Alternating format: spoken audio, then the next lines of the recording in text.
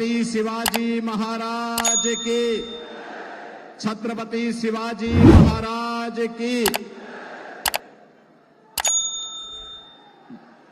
मंच पर उपस्थित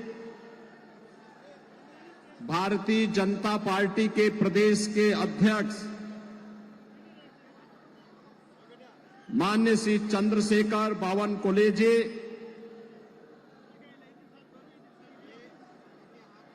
महाराष्ट्र सरकार के माननीय मंत्री श्री दादा साहेब भोसे जी, राज्यसभा के माननीय सांसद श्री अजीत जी, आमदार जयकुमार रावल जी, मंगेश जी चौहान, जिलाध्यक्ष मालेगांव श्री नीलेश कचुए जी, जिलाध्यक्ष श्री गजेंद्र जी, बावनराव चौधरी जी और राष्ट्रीय संयोजक बेटी बचाओ बेटी पढ़ाओ डॉक्टर राजेंद्र फड़के जी और मेरे संसद के मित्र उच्च शिक्षित कैंसर सर्जन, आपके मेंबर ऑफ पार्लियामेंट और इस चुनाव में फिर भारतीय जनता पार्टी और एनडीए के प्रत्याशी डॉक्टर सुभाष जी भामरे और इस धुलिया पार्लियामेंट्री कॉन्स्टिट्यूंसी से जुड़े हुए मेरे सभी उपस्थित बहन और भाइयों, धुले की आराध्य एक बीरा माता के चरणों में बारंबार मैं प्रणाम करता हूं। बहनों और भाइयों, इस पावन धरा को छत्रपति शिवाजी महाराज की जन्मस्थली होने का सौभाग्य प्राप्त है। शिवनेरी जो हर भारतीय के लिए एक ऊर्जा का पुंज है और इसीलिए मैं महाराष्ट्र की इस पावन धरा को कोटि कोटि नमन करता हूं। इस धरा ने भारत के संविधान के निर्माता बाबा साहब डॉक्टर भीमराव अंबेडकर को, सामाजिक न्याय के प्रोधा महात्मा फुले को, महिला सशक्तिकरण की साक्षात प्रतिमूर्ति सावित्रीबाई फुले को जन्म देकर के भारत को एक नए भारत की दिशा में अग्रसर करने का मार्गदर्शन दिया है और हिंदू धर्म रक्षक स्वराज के अभियान के नेतृत्वकर्ता छत्रपति संभाजी महाराज की इस पावन धरा को और जिस पावन धरा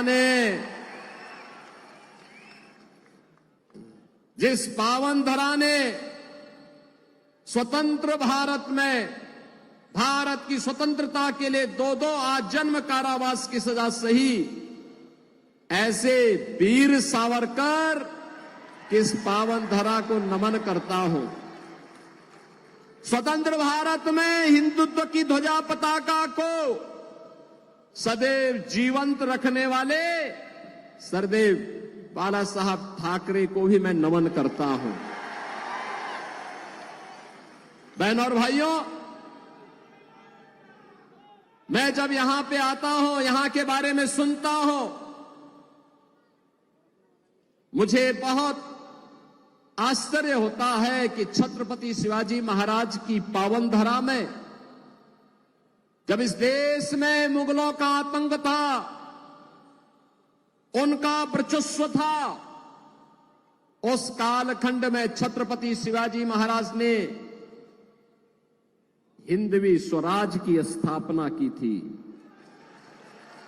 उस कालखंड में जब औरंगजेब हिंदुओं पर जजिया कर लगा रहा था और जो कर नहीं दे सकता था उसका जबरन मतांतरण करा रहा था, उस कालखंड में औरंगजेब के दंभ को चकनाचूर करके छत्रपति शिवाजी महाराज ने हिंदवी स्वराज का झंडा बुलंद करने का काम किया था और हिंदुस्तान के माथे को गर्व के साथ ऊपर उठाने का कार्य किया था। लेकिन मुझे आश्चर्य होता है, मुझे इस बात को लेकर के। मैंने सुना है कि कांग्रेस के प्रदेश के अध्यक्ष यहां आए थे और अपने संस्कारों के अनुरूप कह रहे थे कि कांग्रेस की सरकार आएगी तो राम मंदिर को धुलवाएगी। अरे यूपी की जनता तुम्हें उस लायक ही नहीं छोड़ेगी कि अयोध्या पहुंच भी पाओगे। अयोध्या में राम मंदिर का निर्माण भारत की 140 करोड़ लोगों की भावना का प्रतीक है।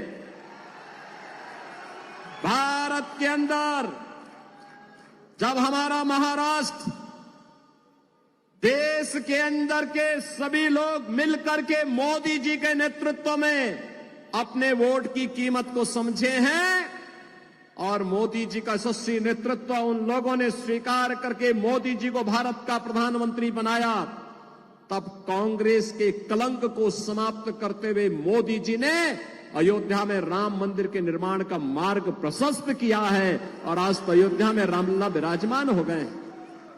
मैं तो अयोध्या से ही आया हूं, कल ही मैं अयोध्या था।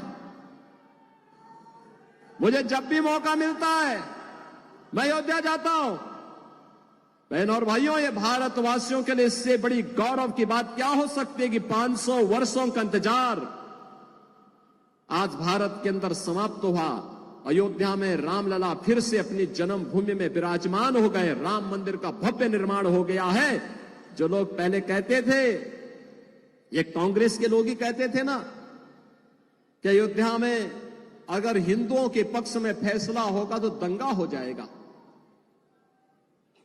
यही कहते थे, धमकाते थे, खून की नदियां बह जाएंगी, भारत पे हमला हो जाएगा।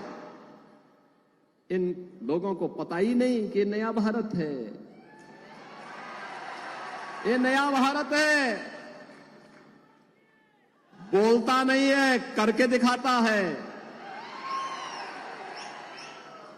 छेड़ता नहीं है, लेकिन अगर कोई छेड़ता है तो छोड़ता भी नहीं है। हमारा संकल्प था कि रामलला हम आएंगे, मंदिर वहीं।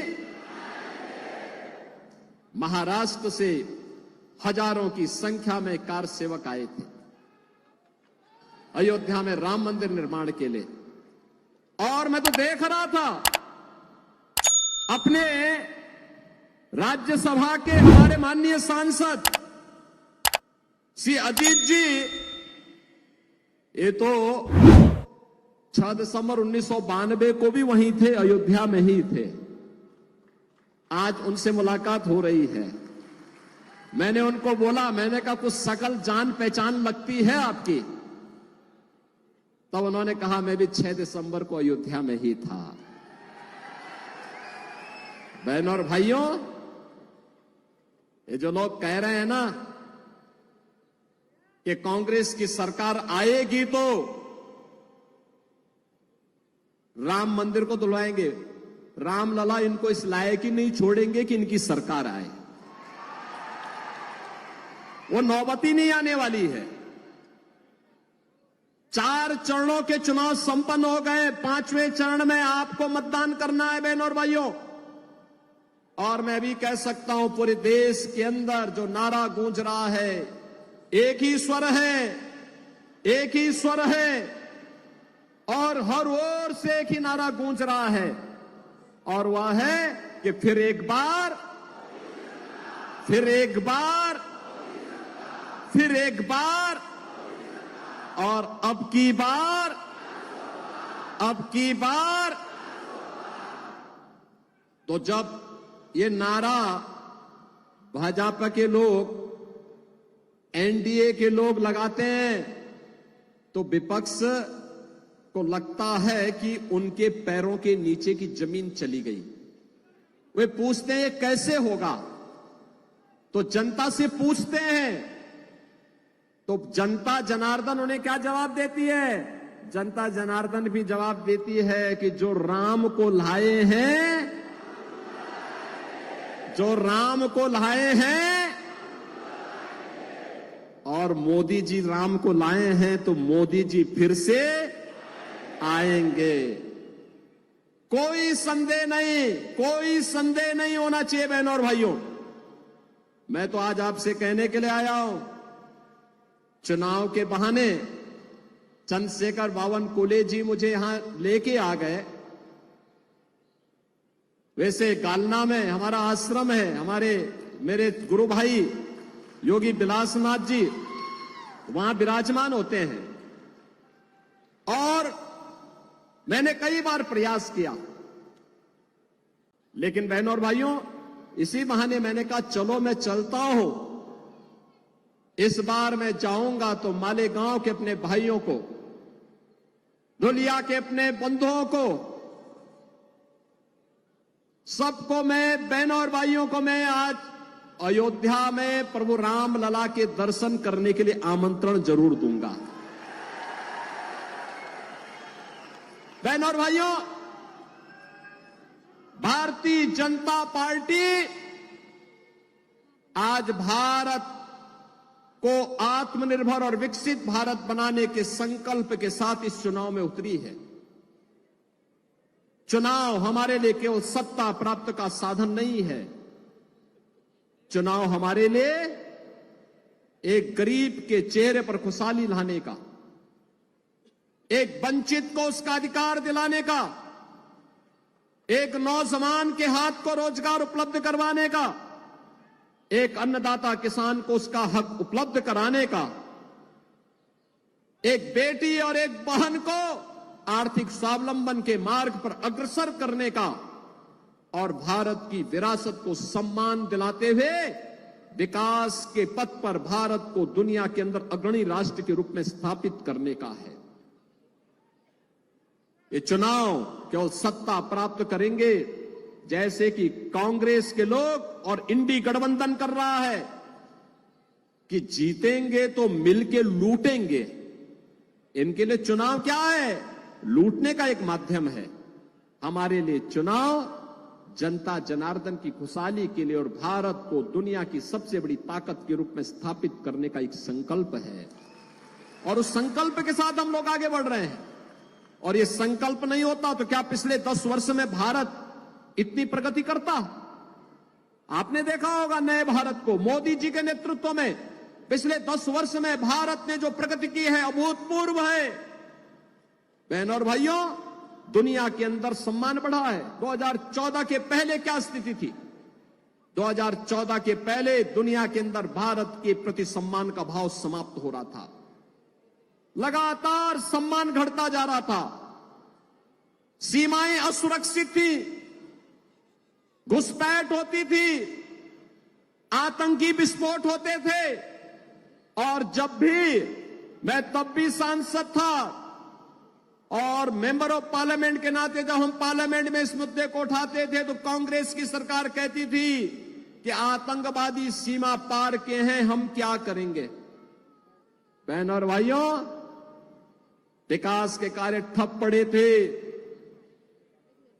भ्रष्टाचार चरम पे था, गरीब भूख से मरता था, किसान आत्महत्या करता था, नौजवान प्लान करता था, बेटी और व्यापारी सुरक्षित नहीं थी, और हर हिंदू पर्व और त्योहार के पहले दंगे हो जाते थे।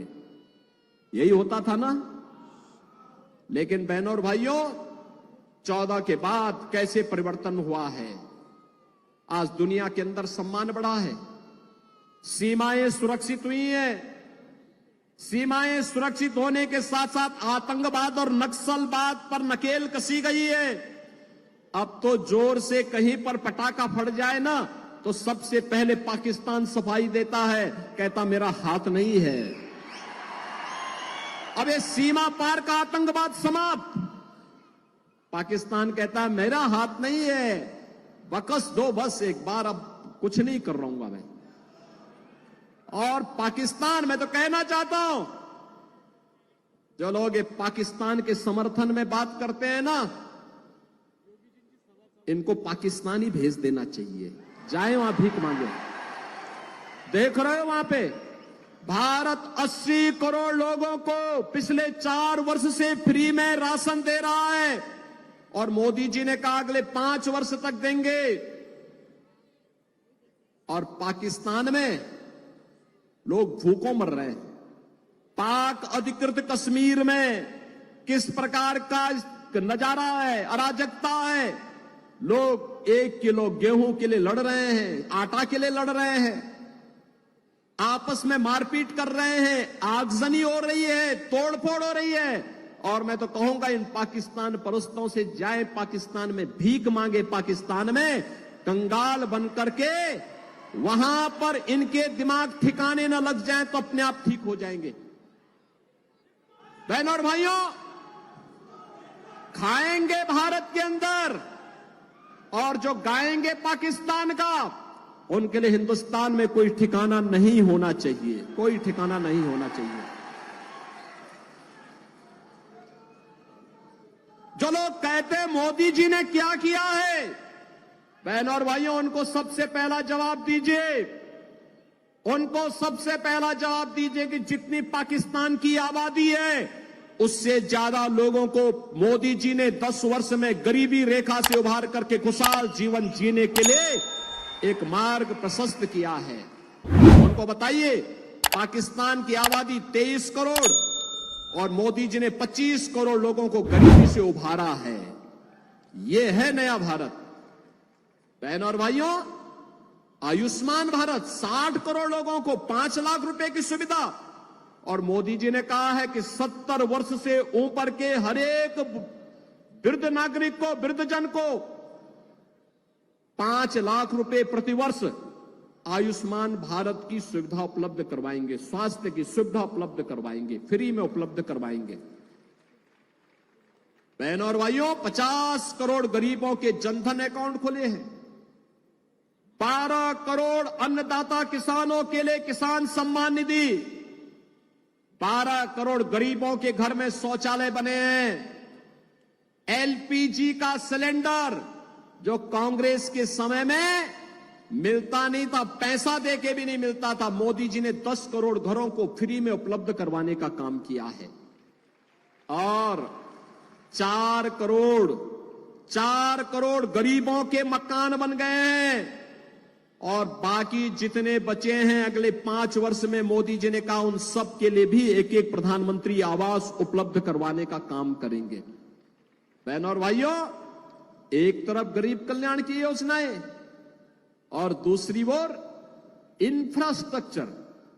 अरे महाराष्ट्र का तो सौभाग्य है, मोदी जी के नेतृत्व में आदरणीय नितिन गडकरी जी ने इंफ्रास्ट्रक्चर का ऐसा जाल बिछाया है, ऐसा जाल बिछाया है, दुनिया देखती रह जाती है। हाईवे, वर्ल्ड क्लास हाईवे, 4 लेन, 6 लेन, 8 लेन, 12 लेन की एक्सप्रेसवे बन रही है, हाईवे बन रहे हैं, एयरपोर्ट बन रहे हैं, IIT, IIM, AIIMS, IIIT, NIT, world class university, हर घर नल की योजना, और हर घर में नल होगा, नल में जल होगा, जल भी आरओ का होगा।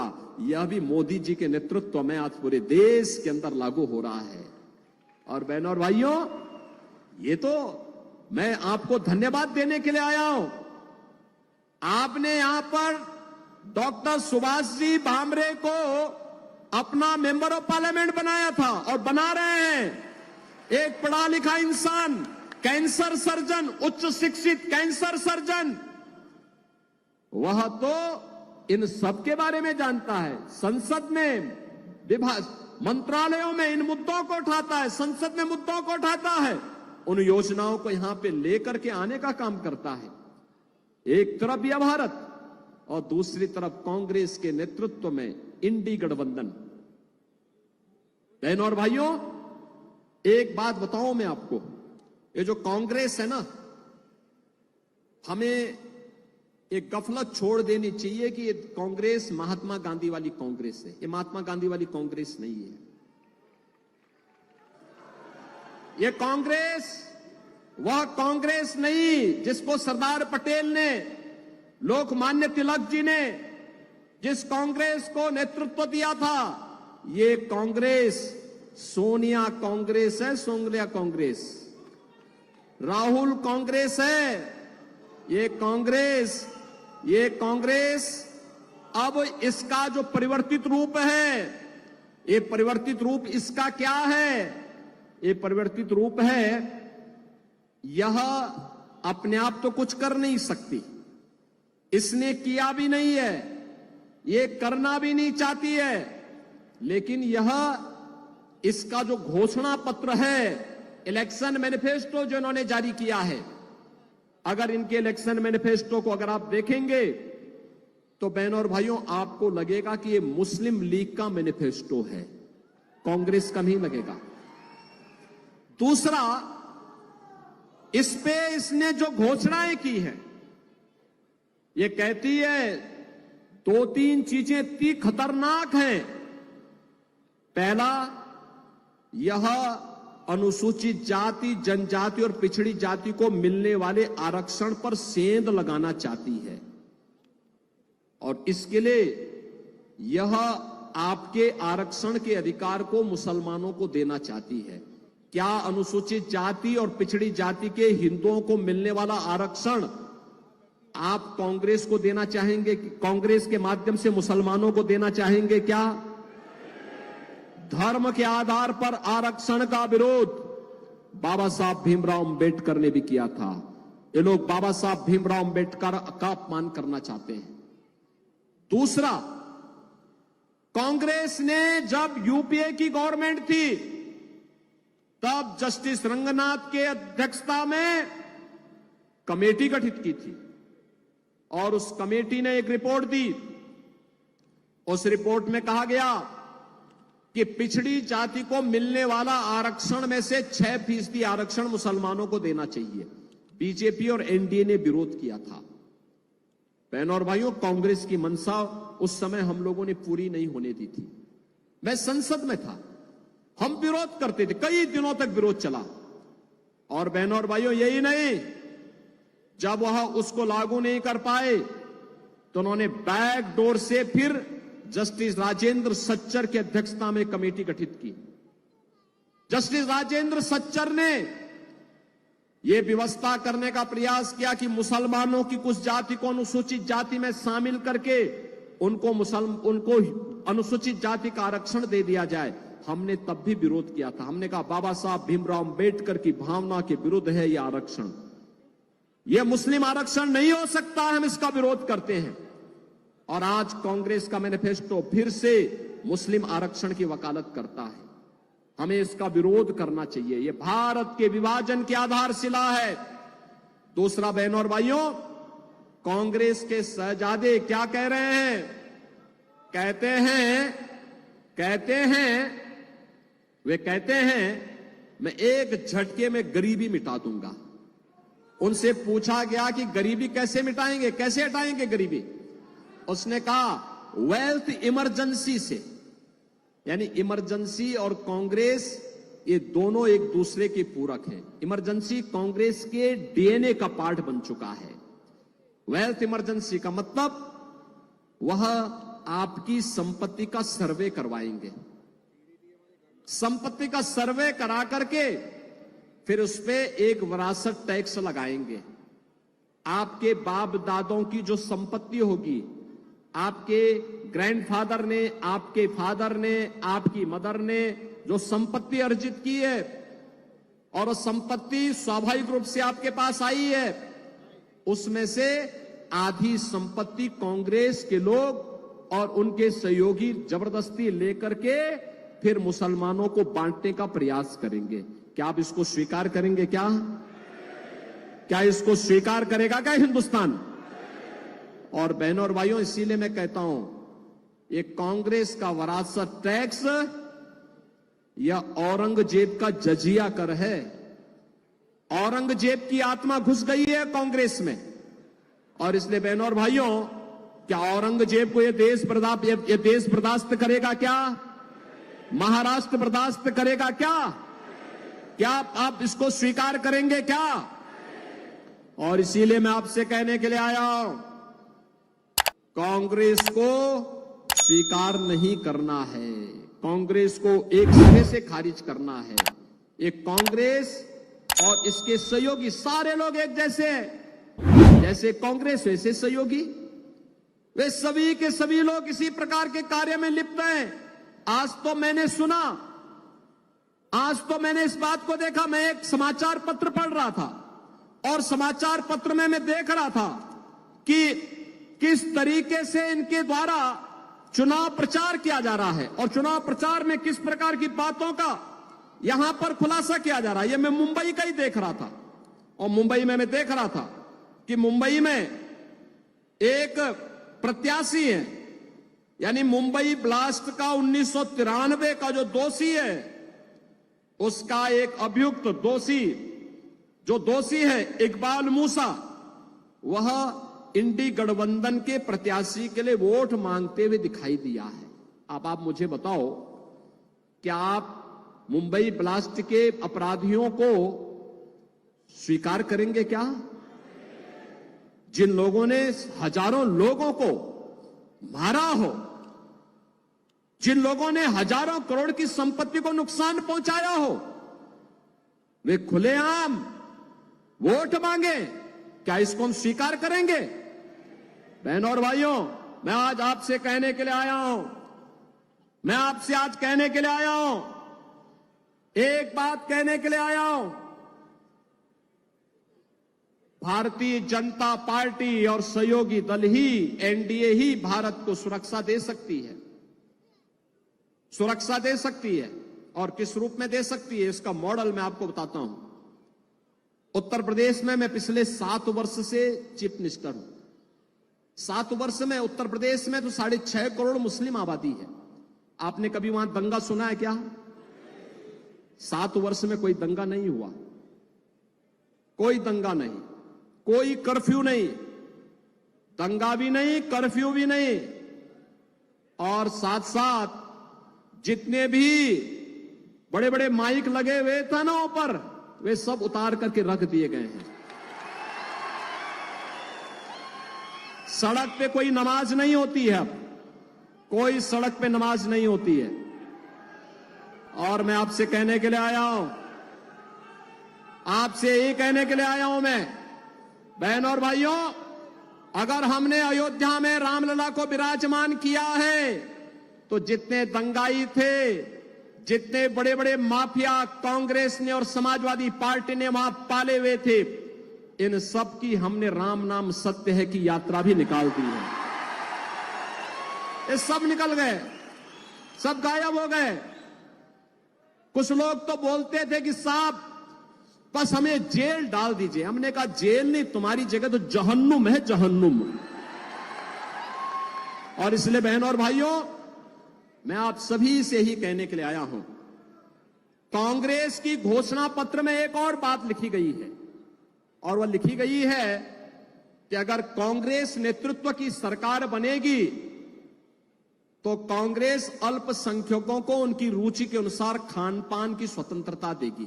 बहनों और भाइयों, मैं पूछना चाहता हूं, ऐसा कौन सा खान पान है जो बहुसंख्यक और अल्पसंख्यक जिसमें मत भिन्नता रखते हैं?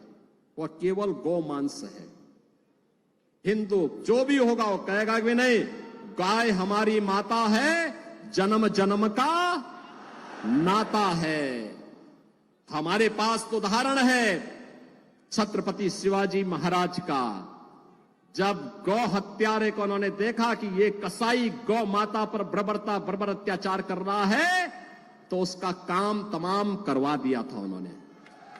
और यही मैं कहने के लिए आया हूं, बहनों और भाइयों, ये कहती है कि आएंगे तो गौ हत्या करने की छूट देंगे। क्या आप यहां मालेगांव में और धुलिया में क्या ये कांग्रेसी लोगों को क्या यहां पर गौ कसी करने की, गौ हत्या करने की छूट देंगे क्या? अरे राम मंदिर का जो पुण्य प्राप्त हुआ है आपको, उस पुण्य को गौ हत्या करवा के पाप में नहीं बदलना है। राम मंदिर बना है, मोदी जी का यशस्वी नेतृत्व है, लेकिन श्रेय आपको जाता है क्योंकि आपके वोट से ही मोदी जी प्रधानमंत्री बने हैं। पुण्य तो आपको भी प्राप्त हुआ है और इसीलिए आपसे मैं कहने के लिए आया हूं, यूपी में तो हमने सभी स्लटर हाउसेज ही बंद करवा दिए, न रहेगा बांस न बजेगी बांसुरी। बंद करो इसको। बहनों और भाइयों, मैं आज इसीलिए आपसे कहने के लिए आया हूं, इसीलिए मैं आज आपके पास आया हूं। हमें कोई संदेह नहीं होना चाहिए, कोई संदेह नहीं होना चाहिए। एक ही लक्ष्य होना चाहिए, एक ही भाव होना चाहिए। ये कांग्रेस और इंडी गठबंधन, इनका कोई लक्ष्य नहीं, इनका कोई उद्देश्य नहीं, इनकी कोई नीति नहीं, इनके पास कोई नेता भी नहीं। ये जितने दल हैं उतना ही दलदल में भी हैं। इनके पास देश के लिए किसी प्रकार का कोई इनके पास विजन नहीं है और इसीलिए इनका मिशन भी नहीं है। यह तो केवल और केवल देश के विभाजन की आधारशिला रखना चाहते हैं, देश की कीमत पर सत्ता चाहते हैं। हम देश सर्वोपरि मानते हैं, भारत सर्वोपरि मानते हैं, राष्ट्र के लिए सब कुछ समर्पण, सब कुछ समर्पण। अगर हमारी सत्ता कभी देश के मार्ग में, भारत के नवनिर्माण में, भारत के विकसित भारत की संकल्पना में बाधित बनेगी, हम सत्ता को ठुकराएंगे। पहले भारत के विकसित भारत के निर्माण के मार्ग पर आगे बढ़ेंगे। लेकिन एक कांग्रेस के लोग देश की कीमत पर सत्ता चाहते हैं, हमें इसको स्वीकार नहीं करना चाहिए और इसलिए गुमराह कर रहे हैं, झूठ बोल रहे हैं। केवल इनके पास अब एक ही अस्त्र बचा है और वह बचा है केवल अफवाह फैलाने का, गुमराह करने का, मनगढ़ंत आरोप लगाने का। केवल यही एकमात्र इनके पास बचा हुआ है और इसलिए गुमराह नहीं होना है। हमें तो भारतीय जनता पार्टी और एनडीए के प्रत्याशियों को विजयी बना करके मोदी जी को तीसरी बार देश का प्रधानमंत्री बनाना है। इसलिए बनाना है जिससे छत्रपति शिवाजी महाराज की हिंदवी स्वराज के सपने को हम स्वतंत्र भारत में साकार कर सकें। इसलिए बनाना है जिससे सरदार बाला साहब ठाकरे के सपनों के साकार करते हुए एक ऐसा भारत बनाना है जिस भारत में खुशहाली हो, जो दुनिया को नेतृत्व देने वाला हो, हमारी बेटी भी और व्यापारी भी सुरक्षित हो, अन्नदाता किसान के चेहरे पर खुशी हो, हर नौजवान के हाथ को कार्य हो। ऐसा आत्मनिर्भर और विकसित भारत बनाना है और इसके लिए भारतीय जनता पार्टी आपके सामने है, एनडीए आपके सामने है। और इसलिए मैं आप सबसे अपील करूंगा, इस सीट पर डॉक्टर सुभाष जी भामरे पहले भी सांसद आपने बनाए थे, आज फिर उनको बना करके भेजना है। और इसीलिए मैं आपसे कहने के लिए आया हूं, मैं आज अयोध्या से अपना कार्यक्रम स्थगित करके सीधे आपके पास आया हूं, आपसे विनम्र अपील करने के लिए इस सीट पर डॉक्टर सुभाष जी भामरे चुनाव विजयी बनकर के जाएं और फिर आपको लेकर के अयोध्या में रामलला का दर्शन करने के लिए आए। मैं उनसे भी कहूंगा, यहां के जितने भी हमारे एमएलएज हैं, इनसे भी कहूंगा ये सब एक साथ आए, मुझे केवल एक बार सूचना दे देंगे। आज अयोध्या नई अयोध्या बन गई है बहनों और भाइयों। ऐसे लगता है जैसे भगवान राम के समय की अयोध्या फिर से आ गई हो। बहुत अच्छी कनेक्टिविटी हमने दे दी है, बहुत अच्छी व्यवस्था कर दी। जो लोग अयोध्या गए होंगे पिछले 3 महीने में, उनको वहां की व्यवस्था अच्छी लगी होगी ना, कोई दिक्कत तो नहीं आई वहां। जो गए थे वे अभिभूत होकर के आए हैं, अंतःकरण से अपने पूर्वजों का धन्यवाद करके आए हैं कि जिस कार्य के लिए उन्होंने संघर्ष किया था, आज रामलला को देख करके आ रहे हैं। और अयोध्या एक नई अयोध्या के रूप में है और उस नई अयोध्या के लिए मैं आपको आमंत्रित करने के लिए भी आया हूं। अयोध्या का दर्शन एक बार जरूर करिए, आप आइए और जब आना हो तो मुझे एक बार सूचना जरूर दे दीजिए। बाकी आपकी कोई समस्या नहीं होगी, सारी समस्या का समाधान हम अपने आप करेंगे। मेरी आपसे अपील होगी कि डॉक्टर सुभाष जी भामरे को कमल चुनाव चिन्ह पर, परसों 20 मई को ही इलेक्शन है और एनडीए के प्रत्याशी जहां भी है पूरे महाराष्ट्र के अंदर, उन सभी 13 सीटों पर एनडीए के प्रत्याशियों को भारी बहुमत से विजयी बना करके भेजिए। बहनों और भाइयों, इस बार का चुनाव ऐतिहासिक होना चाहिए। जीत तो पक्की है, लेकिन जीत ऐतिहासिक भी होनी चाहिए। ऐतिहासिक विजय के लिए मैं आया हूं। डॉक्टर सुभाष जी भामरे को ऐतिहासिक विजय बना के भेजेंगे। मालेगांव बोलो, धुलिया बोलो, जिता के भेजेंगे भारी बहुमत से। पीछे के हाथ भी ऊपर दिखने चाहिए। मुझे बताओ, आश्वस्त करो। सभी लोग सहमत हैं? जिता के भेजेंगे। चुनाव के दिन कमल ही कमल दिखना चाहिए। दिखेगा तो फिर मेरे साथ बोलेंगे, भारत माता की, भारत माता की, भारत माता की, छत्रपति शिवाजी महाराज की, छत्रपति शिवाजी महाराज की। जय श्री राम, जय श्री राम, जय जय श्री राम। गरजा हिंदुस्तान चॅनलला सबस्क्राईब करा आणि ताज्या घडामोडी जाणून घेण्यासाठी बेल आयकॉनवर प्रेस करा।